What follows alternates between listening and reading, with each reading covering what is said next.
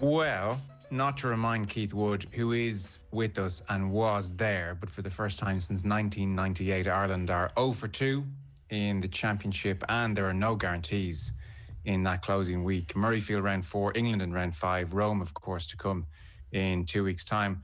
Wales, meanwhile, much maligned, find themselves top of the table with France. Lewis Rees-Zammit, suddenly a household name, and England took care of Italy. Keith Wood, you're very welcome. Hiya, Joe. How are you? Very well. And Liam Toland, great to have you with us. Thanks, Joe. So, Keith, 0 for 2. We have had mitigating factors aplenty, red cards, injuries, but also 2 weeks where Ireland aren't defending amazingly and don't look like scoring a bunch of tries, and suddenly there's a bit of pressure in the air. Yeah, there's always pressure. It's a very pressurised competition. It's where you have to stand up and play and perform. And it's funny, not funny, but I've looked at the games, the last 2 games. I think we've defended quite well. It's very hard to get through us. We've made a couple of mistakes, and that does happen. But we are very vulnerable on the outside edge when teams get on our outside. For some reason, for the last 2 weeks, we've bitten in all the time. James Lowe has done 3 of those in the last 2 weeks, and he can't do that. You know, if he's to play and he offers a threat and he offers a very big booming kick, though we kicked too much yesterday.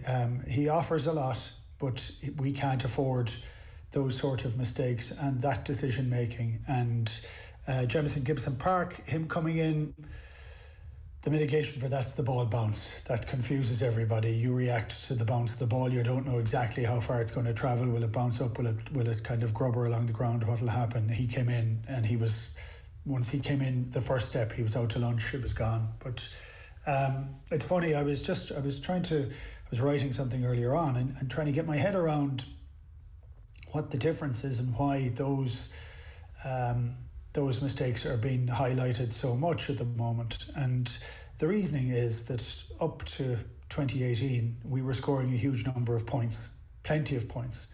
And you could make a couple of those mistakes. I think we were making them. I think Jacob Stockdale made a good few of those when he started, but you didn't mind because he was scoring a couple of tries a match nearly, and we were scoring tons of points. And now we don't look like we're going to score points. So it almost amplifies those mistakes. So I think James Lowe offers an awful lot, but we can't afford him to be making those mistakes, so that needs to be tidied up immediately. Liam, certain parallels yesterday with the game in Paris, in that Ireland come out and put 100% in and are on top for a lot of the opening exchanges, but with very little to show for it. And then as the game starts to settle down, France pick Ireland off. Yeah, I think there was something interesting that Andy Farrell said after the game, that they had a couple of chances and they took their chances. And I think that's a stylistic thing that we need to examine, because CJ Stander, after 2 games, has 36 carries. He's number 1 in the Six Nations in carries. And the really good news is where he's carrying. He's 182 metres, which is about 5 metres a carry, which is a huge improvement on previous seasons. So Ireland are putting their loose forwards out into the edges of the pitch, and someone like CJ Stander is benefiting from that. And would you believe, of the top 10 carries in the Six Nations, 5 of them are Irish and 6 occupy the amount of metres gained. So we're doing an awful lot of yardage and carries, but there's one distinct statistic that jumped out at the weekend. France are number 1 in offloads with 21, and Ireland are number 6, or last, in number of offloads, which is 6. So there's precious little continuity in what we're actually doing. So huge amount of, we're number 1 in metres carried overall, but we're not creating the chances that Andy Farrell is referring to that France have done. And the first score that they had, there wasn't a chance. They just offloaded. And they had powerful ball carriers, old school stuff, running hard, expecting the offload, expecting whoever's on the ball to put the ball into space, and they run into it and they score the try. So there's a stylistic difference, I think, between what France are doing and what we're doing. And I feel sorry for the Irish coach, Andy Farrell, because of all the obvious injuries and HIAs, etc. But there's a question mark about the spine of the team. certain positions need serious resolution. Hooker, number 8, and 9 and 10 is the obvious ones. But to build on what Keith was saying there around the defence, there's a couple of things that show me there's a disjoint in what we're doing. Ireland stole a line off France in the first minute. It came to Billy Burns, who kicked it. Now, back in the old days, the most potent ball you can get is one off a stolen line out. It forces your back line to transition from defence into attack and then expose that turnover. I don't know what Robbie Henshaw at 12 is saying to Billy Burns at 10, but Billy Burns just kicked the ball down, even though there was a massive overlap.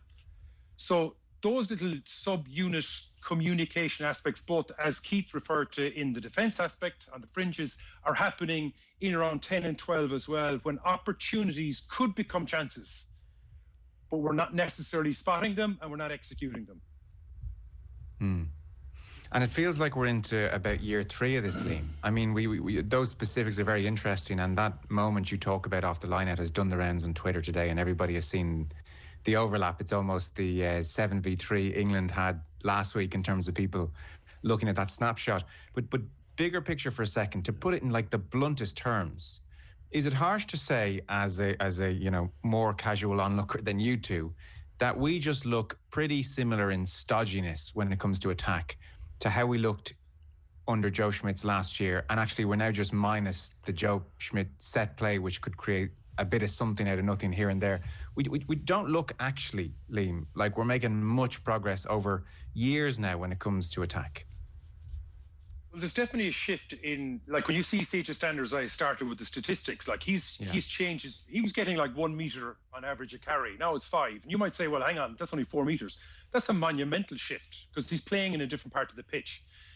I do feel for the coach around, like defensively, losing Murray at scrum half is an enormous impact on our defensive systems. Also, an awful lot of our forwards are finding themselves in part of the pitch that's exposing them to be asking defensive questions. I just think that we're not embracing a better kicking game to expose the grass and to allow us to run to it, and our offloading is non-existent. And then when you look at our centres, like particularly Ringrose, his breaks are because he kind of half puts the ball under his arm and looks for a break.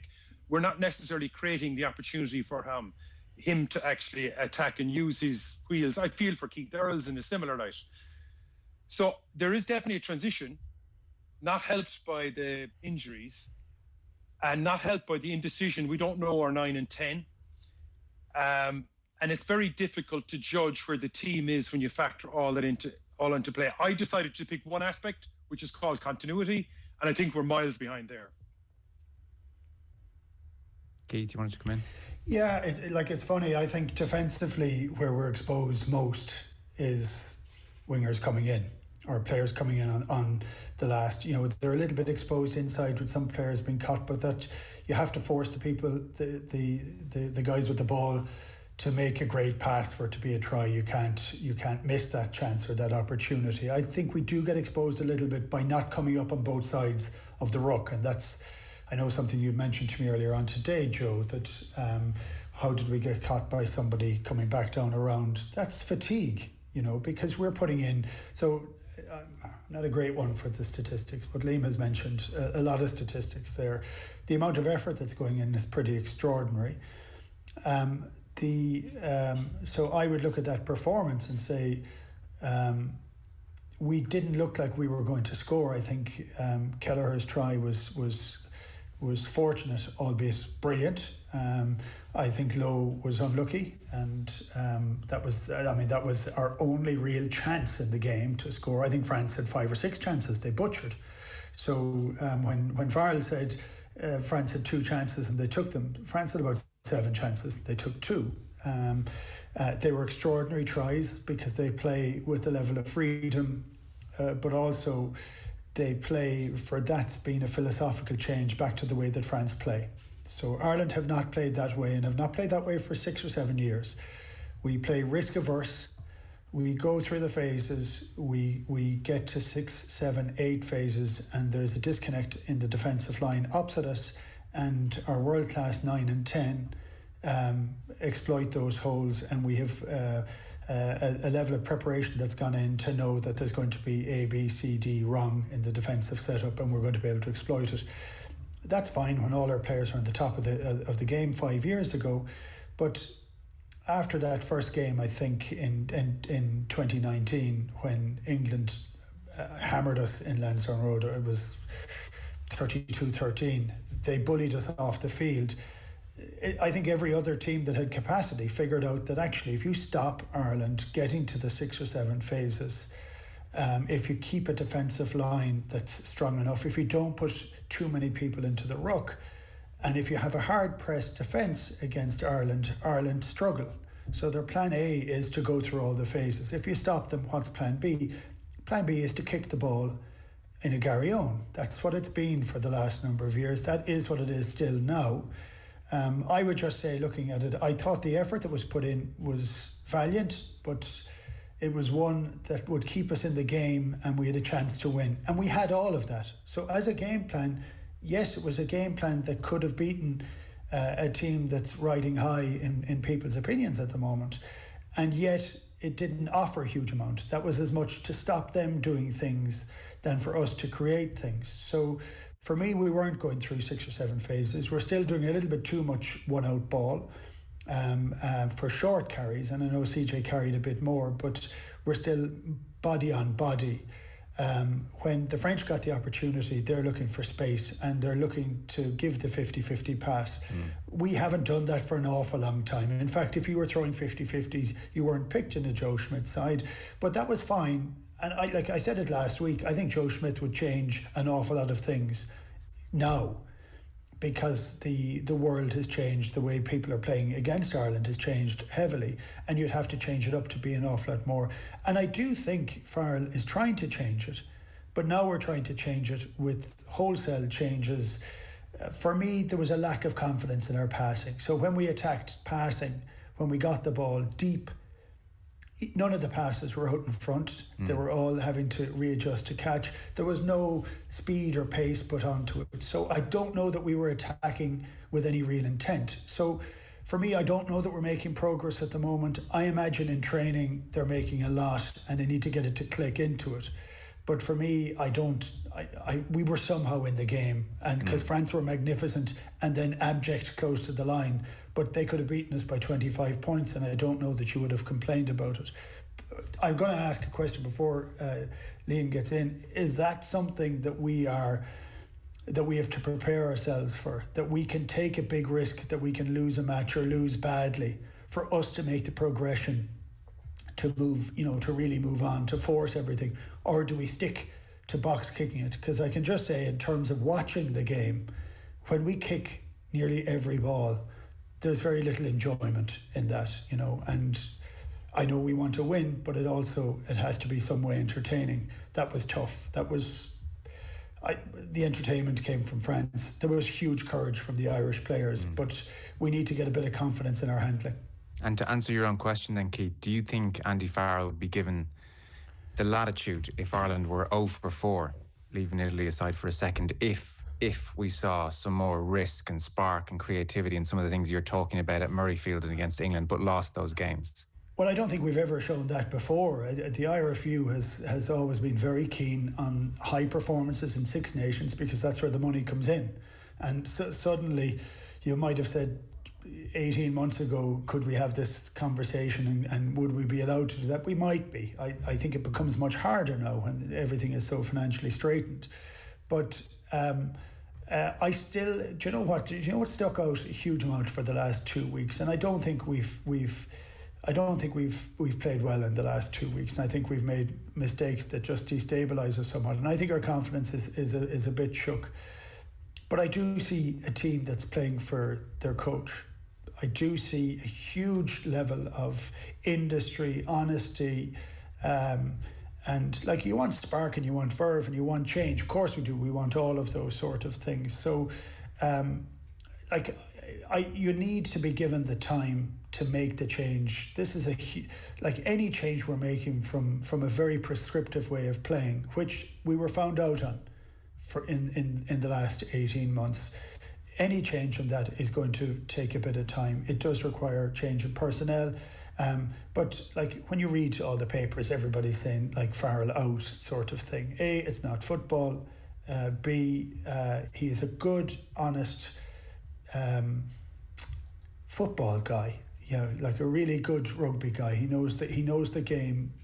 He knows it very well. And yes, he knows an awful lot of it from rugby league, but he also knows a lot of rugby union. He's coached a lot of really, really good sides. We made changes that have improved last week. Bringing Paul O'Connell in has had a pretty big impact pretty quickly, because suddenly that tightened it up.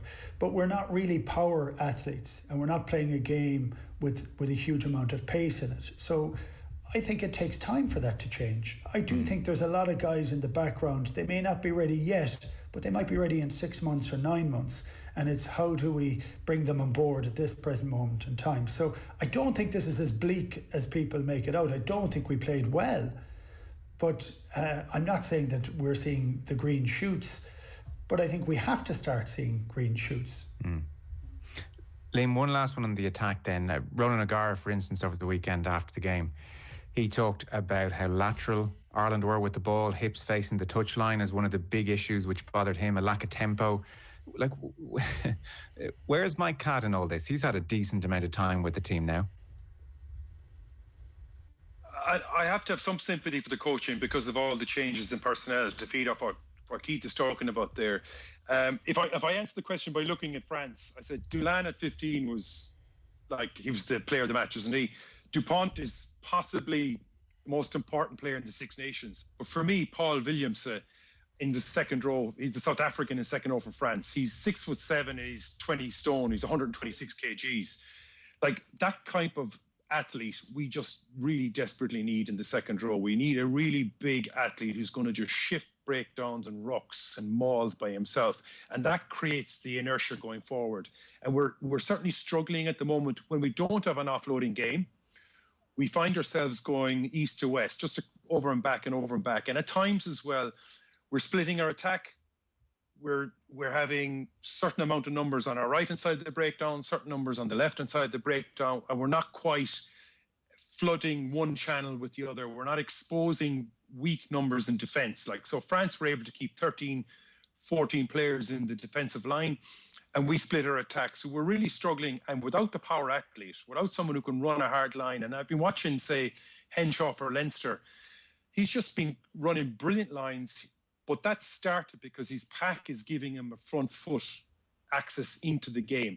And we're just not getting that. We're being bullied by the likes of the French pack. And of course, we have an English pack to come up against as well. So it is a worry.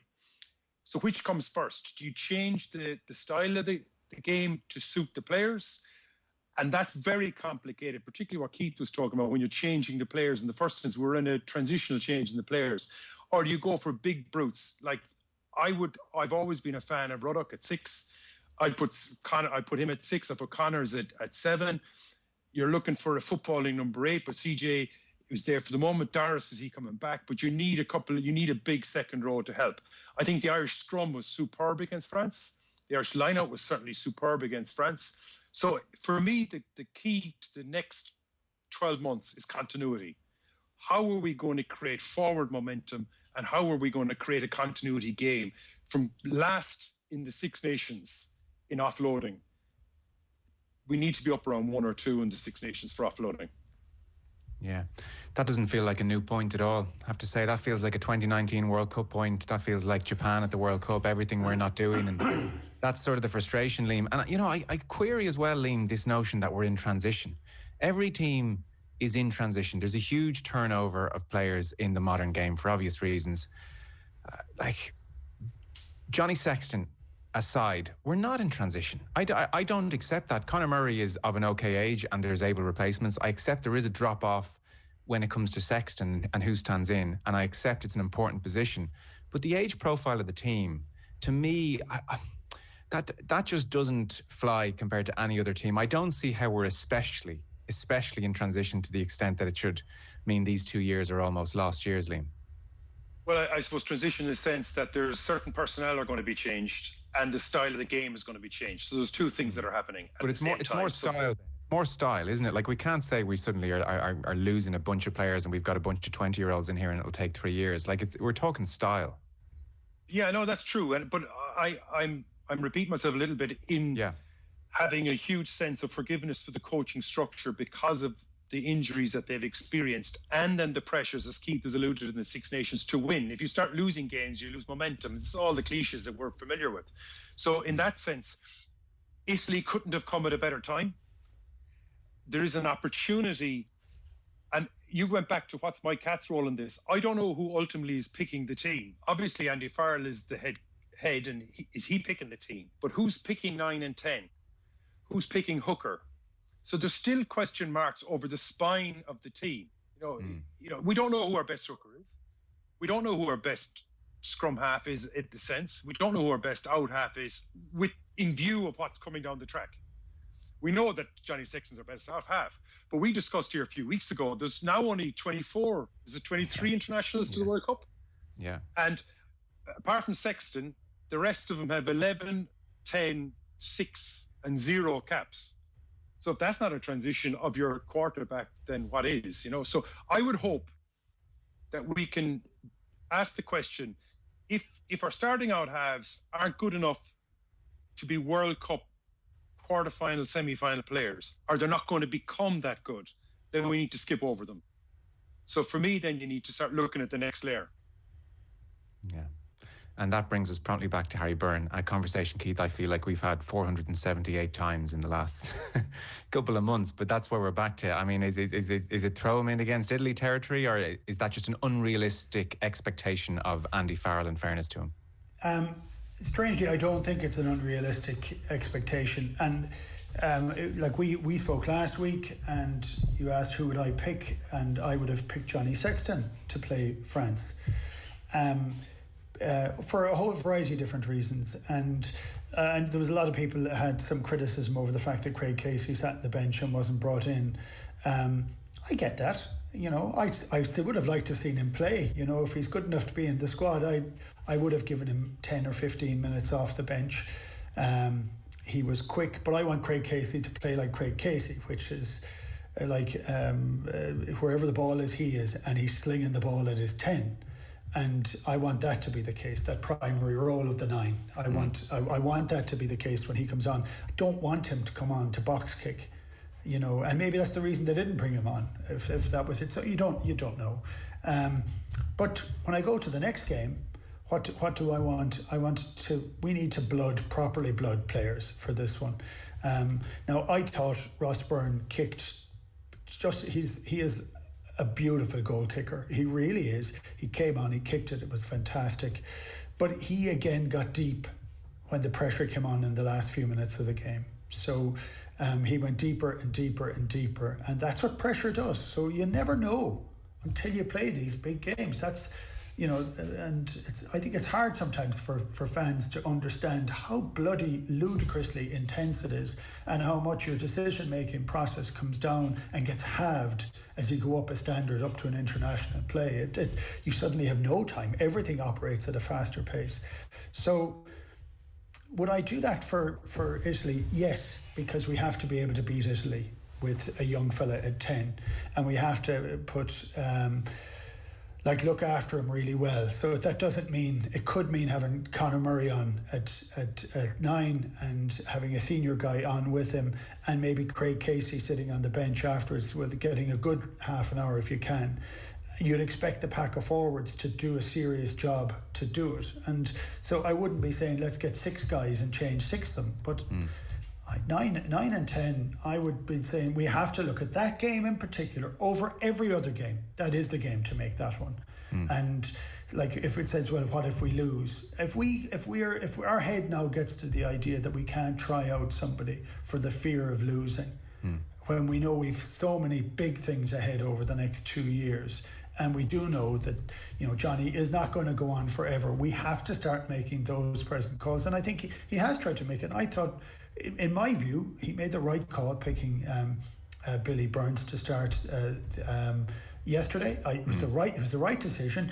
Give him a chance to get back on the horse. He did okay, made a few mistakes again. He's still a young guy in an international jersey. We are looking by a comparison to a guy who's played 100 times, you know, to a World Player of the Year, and you're saying, well, yeah, he's not good enough as him yet, but they'll never be good enough unless you give them a chance. But for me, and I know it's a huge jump, but actually Liam's line there, I don't always give Liam compliments, right? But his line for the fact, are we going to try and pick a guy who we think could be great in a couple of years' time, and he may not be as good as some of the other guys are at this present moment in time?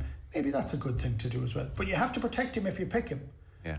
You know, you have to say, you're almost on a freebie. Get out there and enjoy yourself. Take it flat. You're going to get smashed a few times. They're going to target you, but you're going to have a big guy outside you and a big guy inside you, and let's make certain that they look after you properly. And we know you're getting picked for this one. If you're not picked for the one after it, you're not dropped. This is part of the plan. Explain the whole thing out there, and maybe then you can get the best out of them. Two last quick points in Ireland then.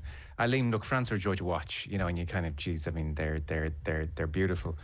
With a view to getting a sense of where you think the gap is, like, did 2 points flatter Ireland on that scoreboard? Like, you know, the gap was, I think, 12 points in Paris in October. It was 2 points, obviously, yesterday.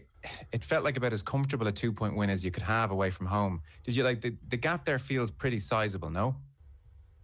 I agree with you. I think if I was to summarise it into two things, I think Ireland still are looking for ruthless precision in everything they do. It has to, a million phases to get, you know, if you do 82 phases, then a hole will open up there and then you'll go through the gap. And it's kind of chess by numbers that you'll eventually win. Whereas the French are not burdened by that at all. They're ruthless rugby players. Like, and that's one of the things about Craig Casey.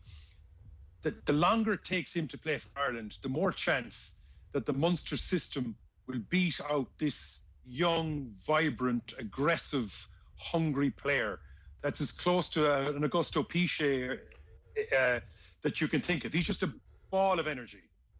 And I'd love to see him get in a game, just to see that ball of energy and holding on to it, because there's a risk that the Irish system will knock that out of him. And that's why I'd loved it. But I think that's the difference. Ireland need to come away in a way, this marriage to the breakdown, a marriage to doing 1,000 things before the opening happens. The French don't have any of those problems, but then they have athletes. And I've mentioned Paul Williams, the second row. Like, they've got some monsters, and that's very helpful. Keith, 2 points flattered Ireland, briefly. Oh, yes. I think France wasted so many opportunities. The things that make them so exciting to watch and brilliant could drive you mad as a coach. But I can tell you what, they are not used to winning away from home against a team like Ireland. Their reaction afterwards was this was a huge scalp for them. Good day for them. Yeah, very good day for them. And then the other point, we touched on James Lowe at the top of the show, but Liam, James Lowe was discussed after Cardiff, and several people were worried about him going into the French game, and then he was exposed again. Is he going to get this right, do you suspect? Because he's not a young player. Or do some, you know, brilliant wingers on the ball and big left boot and bringing lots of things to the party, you know, God doesn't give you everything. Is there a chip missing there? Well, as the fella said, what God left out of him, the defensive coach won't put back in. But I think that's a bit tongue-in-cheek. I definitely think he's more than capable of adding enormous value to Ireland, and he definitely is someone that we have to stick with. It is probably one of the great tests of the coaching structure, to find a system that allows him, either covers up his weaknesses. And that goes back, I mentioned a little bit earlier on about where forwards are defending. And for me, one of the big things is, if your front five are filling the field and making massive hits, your wingers are less and less likely to be making tackles, because the whole thing's pushed out towards the tram tracks. And it appears that at the moment, when Irish players have about a 10-metre blind side or a 10-metre width to defend, that they're making bad decisions. That's a system failure.